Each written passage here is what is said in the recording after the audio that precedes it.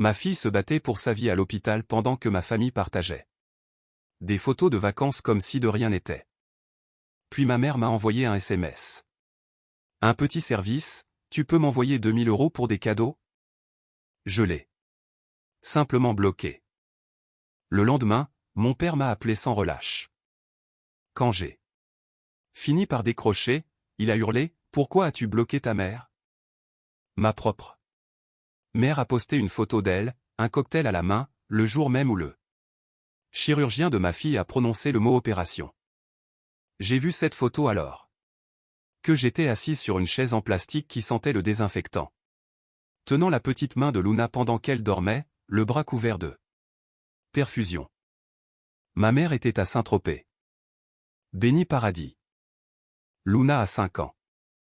Elle adore les coccinelles, les nuggets de poulet en forme de dinosaure et une nuance spécifique de violet qu'elle appelle « violet raisin chic ». Il y a 3 semaines, elle a eu une poussée de fièvre à 40 degrés et ne s'arrêtait plus de pleurer. Si vous êtes parent, vous savez que c'est effrayant, mais ce qui est encore plus terrifiant, c'est quand ils deviennent soudainement silencieux. C'est à ce moment-là que j'ai foncé aux urgences à 2 heures du matin, en faisant un excès de vitesse de 20 km/h. Ils l'ont admise cette nuit-là. Une grave infection rénale qui s'est compliquée, ce qui est un mot qu'aucun médecin ne devrait dire à une mère sans lui donner quelque chose de plus fort que de l'eau. Je m'appelle Aurélie, j'ai 31 ans. Je m'occupe des dossiers de mutuelle dans un cabinet d'orthodontie à Lyon. Mère célibataire. La chose la plus dramatique dans ma vie avant tout cela, c'était quand Luna avait mordu 2 fois un petit garçon nommé Arthur à l'école maternelle parce qu'il lui avait volé ses feutres. Je ne dis pas qu'elle a eu raison, mais je ne dis pas non plus qu'elle a eu tort. 4e nuit à l'hôpital, je tenais le coup grâce au café du distributeur et à la peur. Mon téléphone vibre. Ma mère, Danielle. Un petit service, tu peux m'envoyer 2000 € pour des cadeaux? L'anniversaire de ton père approche et on veut faire quelque chose de sympa. Un virement Lydia me va très bien. Je t'aime. Un petit service. Elle a dit ça comme si elle me demandait de passer prendre une baguette. Mais pour ma famille, c'était tout à fait normal. Mes parents, Daniel et Richard, vivent à Villeurbanne, à 20 minutes de l'hôpital. Pas dans une autre région, juste à côté. Ils ne sont pas fauchés. Mon père vend des voitures de luxe. Ma mère fait de la comptabilité. Ils mangent tout le temps au restaurant, partent en voyage, et postent chaque repas sur Facebook comme si c'était un sport national. Ma mère a posté plus de photos de plateaux de fruits de mer que de Luna. Ils vous aiment quand ça les arrange. Quand j'avais 19 ans et que j'avais besoin d'aide pour la caution d'un appartement, ma mère m'a aidé, puis elle l'a rappelé à chaque dîner de famille. Pendant 6 ans. Quand Luna est née et qu'ils ont acheté un berceau, mon père a dit, voilà ton cadeau de Noël et d'anniversaire pour les 2 prochaines années. Un berceau en promotion pour sa propre petite fille. Alors, quand Luna est tombée malade, je les ai appelés. En sanglots, je leur ai tout raconté. La fièvre, les urgences, ma terreur. Ma mère a dit, oh non. Tiens-nous au courant. On part à Saint-Tropez avec les voisins demain. Leur voisin et leur appartement en temps partagé étaient plus importants que leur petite fille. Et j'ai trouvé des excuses pour eux. Ils avaient déjà prévu ça. Aurélie. Tu ne peux pas demander aux gens de tout lâcher. C'est mon talent. Emballer joliment les comportements atroces pour que ça fasse moins mal. Puis, les photos de vacances ont commencé.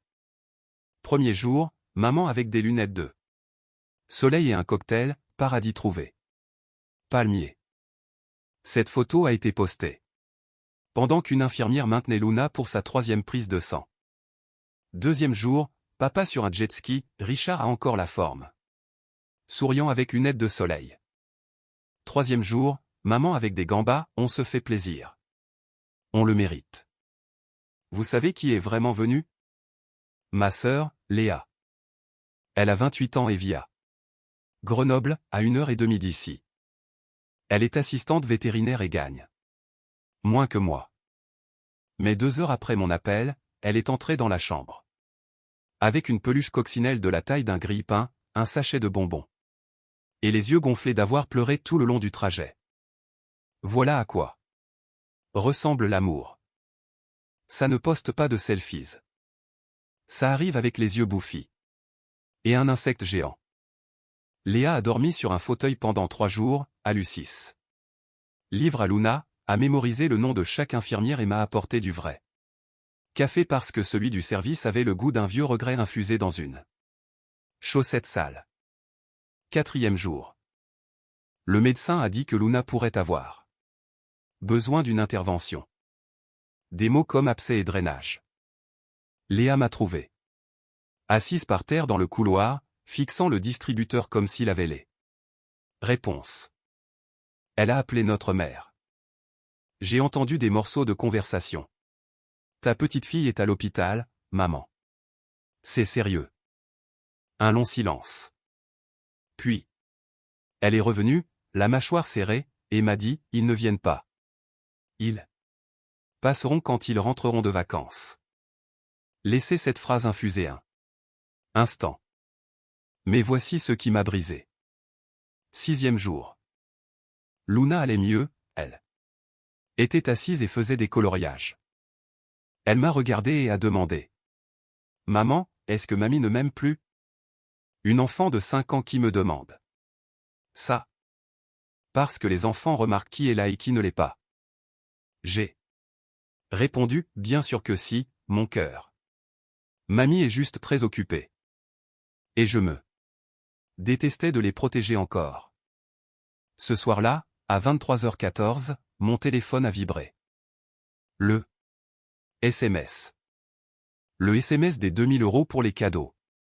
Pendant que je calculais si je pourrais payer mon loyer après les frais médicaux restants, pendant que Luna dormait dans un lit plein de tuyaux, quelque chose s'est éteint en moi, comme un verrou qu'on ferme. J'ai bloqué ma mère. Pas de réponse, pas d'explication. Juste bloqué. Le lendemain matin, mon père a commencé à appeler. 1, 2, 3, 5 fois. Cette stupide part d'espoir en moi pensait que peut-être il était enfin au courant pour Luna. Qu'il s'inquiétait. Vous pensez que c'était ça? Au 5e appel, j'ai décroché. Il a hurlé. Pas de « Comment va Luna ?» Pas de « Est-ce que tu vas bien ?» Ses premiers mots ont été « Qu'est-ce qui te prend de bloquer ta mère? Elle pleure depuis ce matin. » Tout ce qu'elle demandait, c'était un peu d'aide pour mon anniversaire et tu la traites comme de la merde après tout ce qu'on a fait pour toi. Je suis resté là, le téléphone loin de l'oreille, sous le regard de l'infirmière au bureau d'accueil, et j'ai pensé, qu'avez-vous fait pour moi, exactement? Ta petite fille est sur un lit d'hôpital et tu cries pour un virement depuis un transat à la plage. J'ai raccroché et je l'ai bloqué lui aussi. Léa était sur le pas de la porte. Elle avait une expression que je ne lui avais jamais vue. Entre le cœur brisé et quelque chose de beaucoup plus dur. Une décision prise. Elle a dit. Laisse-moi gérer ça, Aurélie. Cette fois, je n'ai pas discuté. Je n'ai pas dit que tout allait bien. Je ne vais pas vous dire tout de suite ce que Léa a fait. Mais je vais vous dire ceci, ma sœur est quelqu'un de doux. Elle pleure devant les publicités avec des chiens. Elle s'excuse auprès des meubles quand elle se cogne dedans. Mais quand on dépasse ses limites, quand on blesse les gens qu'elle aime, elle devient quelqu'un qu'il ne faut absolument pas chercher. Ce qu'elle a fait ensuite, j'ai encore du mal à croire qu'elle soit allée jusqu'au bout. Léa m'a donc dit de la laisser gérer et j'ai accepté. Je n'avais plus l'énergie de me battre. J'avais à peine l'énergie de tenir debout. Pendant 2 jours, silence radio. Pas d'appel, pas de SMS, rien de mes parents. Ce qui était presque pire que les cris, parce qu'au moins quand ils réclament de l'argent, on sait à quoi s'en tenir. Pendant ce temps, Luna s'améliorait. Les antibiotiques fonctionnaient. Sa fièvre ne remontait plus et, au 7e jour, elle a réclamé des nuggets. Ceux en forme de dinosaure, évidemment. J'ai failli pleurer de joie. Quand votre enfant demande de la nourriture en forme de T-Rex, c'est pratiquement une victoire médicale. Léa est repartie à Grenoble le 8e jour parce qu'elle avait épuisé ses jours de congé maladie. Mais elle appelait toutes les quelques heures. Parfois juste pour demander « Comment va notre championne ?» Parfois pour dire « Est-ce que tu as mangé un vrai repas aujourd'hui ?» et parfois pour me donner de vagues nouvelles de ce qu'elle appelait « le projet ». Je n'ai pas posé de questions. Je lui faisais confiance. Voici ce que j'ai découvert plus tard. Le lendemain du jour où j'ai bloqué mes 2 parents, Léa a conduit jusqu'à Villeurbanne. Elle n'a pas prévenu, elle a juste débarqué. Si vous connaissez ma sœur, c'est un choc. Léa est le genre de personne qui vous envoie un SMS pour vous prévenir qu'elle va vous envoyer un SMS. Elle m'a déjà envoyé un message de 3 paragraphes pour me demander s'il était possible de passer chez moi dans 4 jours. Mais là, elle a frappé à leur porte. Mon père a ouvert en polo de golf, le teint bronzé, l'air totalement serein. Léa a dit que le voir aussi calme l'a presque fait faire demi-tour. Comment expliquer l'urgence à quelqu'un qui n'en ressent aucune? Elle n'est pas partie. Elle est entrée, s'est assise à la table de la cuisine et a tout déballé. Elle leur a montré des photos. Pas le genre de photos qu'on met sur Facebook, mais des photos d'hôpital. Luna avec la perfusion. Luna dormant avec le capteur d'oxygène. Son petit bras bleu par les prises de sang. Les machines. Le lit bien trop grand pour une enfant de 5 ans. Ma mère est devenue livide. Mon père a gardé le silence. Et puis, cette partie me fait encore bouillir le sang. Ma mère a dit, eh bien, Aurélie ne nous a jamais dit que c'était si grave. Je l'avais appelée en sanglots depuis les urgences. Qu'est-ce qu'elle croyait qu'une infection rénale compliquée avec hospitalisation signifiait? Que Luna avait juste le nez qui coule. Léa n'a pas hurlé. Elle m'a dit qu'elle en avait envie, mais elle savait que crier leur donnerait une excuse pour jouer les victimes. Et mes parents sont des champions du monde pour jouer les victimes. Niveau olympique. Ils pourraient transformer n'importe quelle situation pour faire croire que ce sont eux qui souffrent. Au lieu de ça, Léa a dit quelque chose de calme. Quelque chose qui, quand elle me l'a raconté plus tard, m'a glacé. Elle a dit, Luna a demandé si mamie l'aimait encore. Juste ça. Pas de leçon de morale, pas de culpabilisation, juste la vérité brute livrée sur une table de cuisine pendant que mon père était dans son polo de golf et que ma mère tenait un mug qu'elle avait probablement acheté à Saint-Tropez. Ma mère a commencé à pleurer. Et pas les larmes de crocodile qu'elle sort quand elle veut. De la sympathie. Léa a dit que c'était réel. Le genre de moment où l'on réalise enfin quelque chose. Puis ma mère a murmuré, elle a vraiment demandé ça? Léa a répondu, elle a 5 ans. Elle ne comprend pas pourquoi tout le monde est venu sauf vous. Mais Léa ne s'est pas arrêtée là. Elle a sorti son téléphone et a fait défiler leur publication Facebook du voyage. Les cocktails, le jet ski, les fruits de mer, le coucher de soleil. Elle a posé le téléphone sur la table et a dit, voilà ce qu'Aurélie voyait chaque jour. Pendant qu'elle était seule à l'hôpital. Puis elle a lu le SMS des 2000 €. À haute voix. Elle a observé leur visage tout le temps. Mon père a fini par parler. Il a regardé ma mère et a dit, tu lui as demandé de l'argent? Ma mère a répondu, c'était juste pour ton anniversaire, Richard. Je n'ai pas réfléchi. Tu n'as pas réfléchi, a répété Léa. C'est bien ça le problème. Vous imaginez ma douce sœur, celle qui s'excuse auprès des chaises. Balancer cette phrase comme si elle était dans un tribunal? Ensuite, Léa leur a donné un ultimatum. Elle a dit, Aurélie vous a bloqué et elle a raison. Mais je vous donne une chance. Soit vous continuez à faire comme si de rien n'était. Et vous perdez votre fille et votre petite-fille pour toujours, soit vous bougez. Pas avec des excuses. Pas avec des on ne savait pas. Vous venez. Vous réparez les choses. Mes parents n'ont pas dit grand-chose. Léa est partie. Sans savoir si ça avait fonctionné. Elle m'a appelé de sa voiture et a dit. Je ne sais pas si j'ai aidé ou si j'ai empiré les choses. J'ai répondu, tu as été là pour nous. C'est plus que 2 jours de plus ont passé. Luna continuait de s'améliorer. Les médecins parlaient de sortie. Elle dessinait des coccinelles et les scotchait au mur. Une infirmière nommée Gaëlle lui apportait des autocollants chaque matin. Luna l'appelait « l'infirmière aux gommettes ». Et Gaëlle portait ce titre avec fierté. 10e jour, un SMS d'un numéro inconnu. Aurélie, c'est papa. S'il te plaît, ne bloque pas ce numéro. J'ai besoin de te parler. Pas d'argent, juste de Luna. S'il te plaît. J'ai fixé le message. Longtemps, puis je l'ai rappelé. Il était différent. Je l'ai entendu tous deux. Suite. La colère et le ton hautain avaient disparu. Il avait l'air plus petit. Comme si on l'avait dégonflé.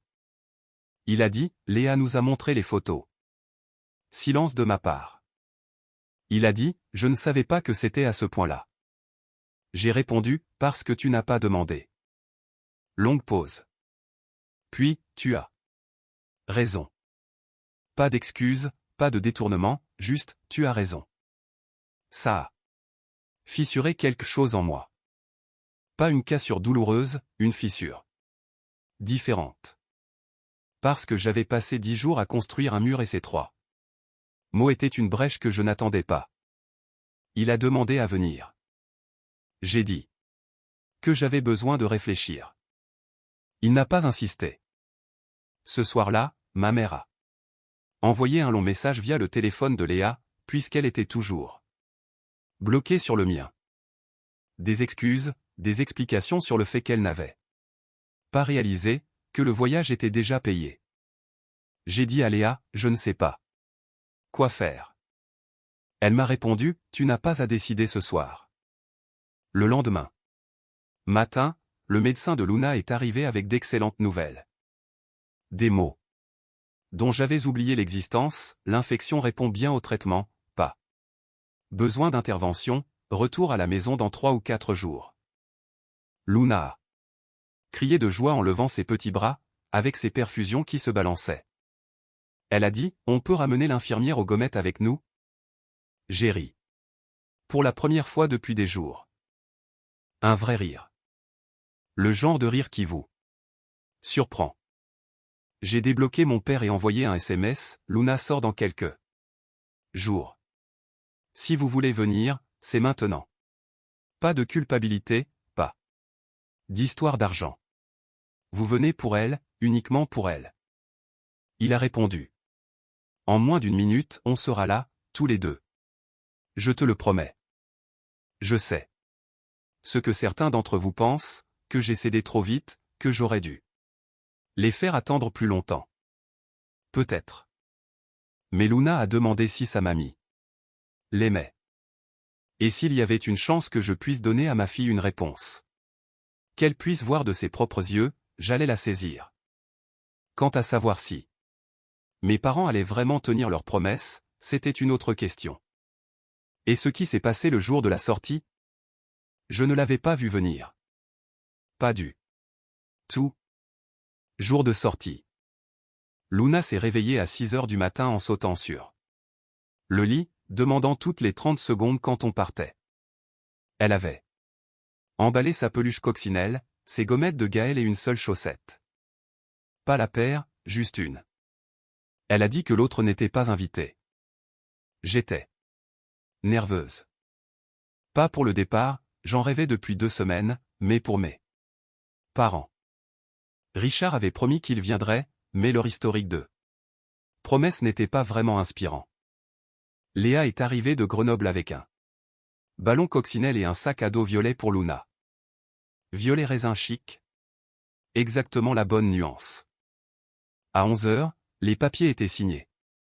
Luna portait ses vrais vêtements, un t-shirt avec une coccinelle que Léa avait apporté, et elle ressemblait à nouveau à une petite fille et plus à une patiente.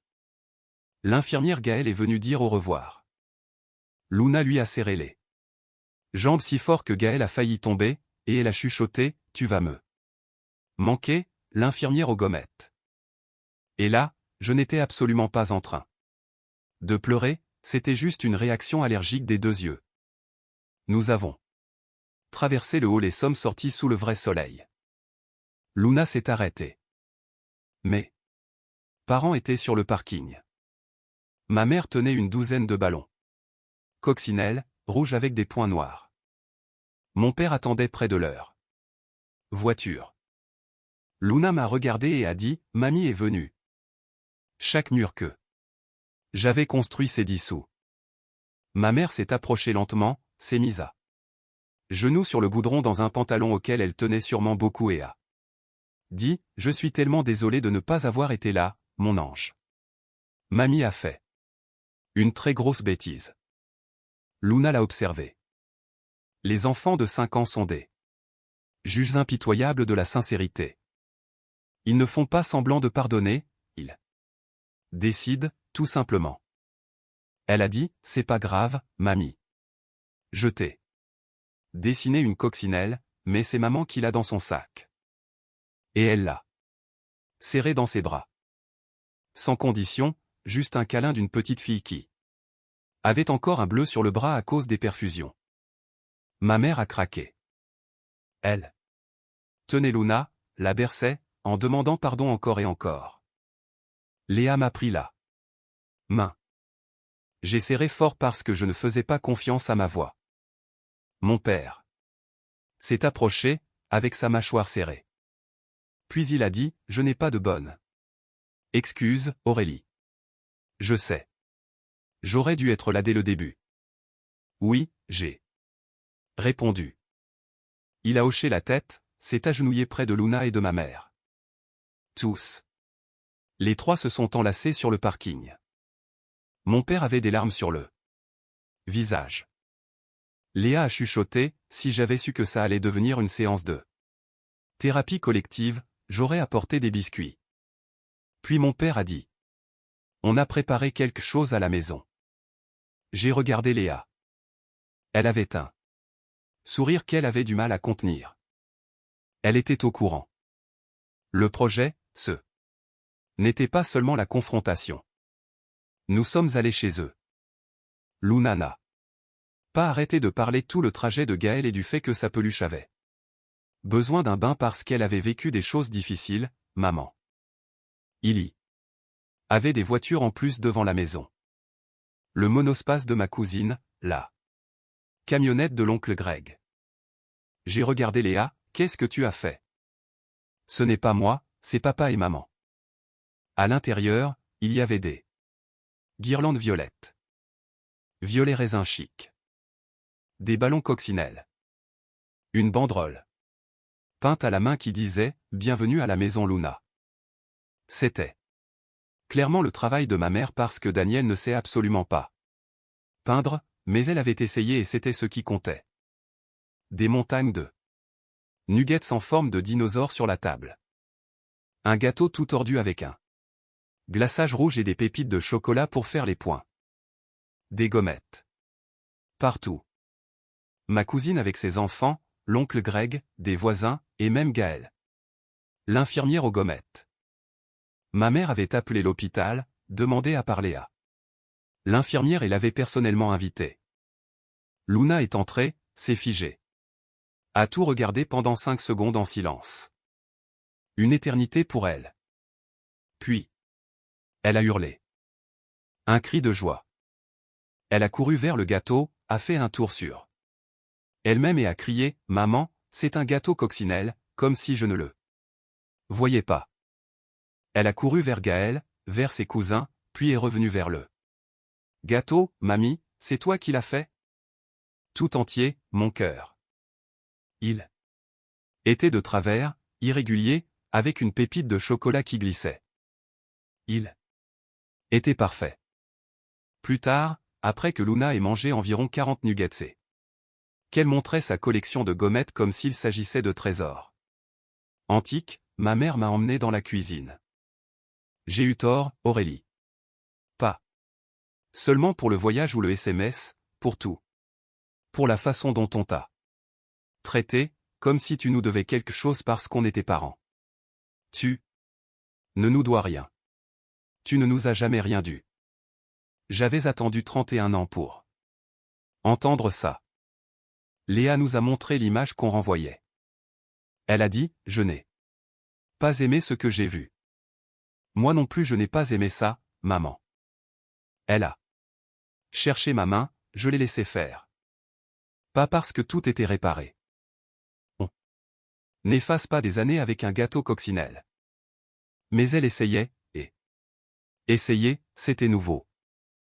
Mon père m'a retrouvé sur la terrasse plus tard et m'a tendu une bière. Sa façon à lui de montrer sa vulnérabilité émotionnelle. Il a dit, je ne suis pas doué pour ça, mais je veux m'améliorer. Pour Luna, et pour toi. Cet homme, qui n'avait jamais dit, j'ai eu tort, sans ajouter un. Mais, juste après, était sincère. J'ai dit, d'accord, ça suffit pour aujourd'hui. On a regardé par la fenêtre, Luna essayait d'apprendre une danse à ma mère, une danse que Gaël lui avait montrée. Ma mère était nulle. Luna était patiente. Léa filmait la scène en riant trop fort pour tenir le téléphone droit. Ce n'était pas parfait, ce n'était pas guéri. Il y aurait d'autres conversations difficiles, des limites à poser. Ma mère posterait encore des photos de ses plats. Mon père serait toujours bizarre avec l'argent. Mais ma fille était à la maison, en bonne santé, tournant dans le salon de sa grand-maman avec du glaçage sur le visage, des gommettes sur les bras et une seule chaussette. Toujours la même. Riant comme si rien de mal n'était jamais arrivé. Et mes parents étaient là. Pas sur une plage, pas sur Facebook, mais là. Physiquement présents. Luna n'est pas rancunière. Les enfants ne comptent pas les points comme nous. Elle sait juste que mamie fait des gâteaux de travers. Que papy fait des câlins un peu gauche et que tata Léa apporte les meilleures peluches du monde. Léa m'a appelé la semaine dernière. Maman a posté le dessin de coccinelle de Luna sur Facebook. Pas de nourriture sur la photo, juste le dessin. C'est un progrès. Pour ma famille, c'est déjà énorme.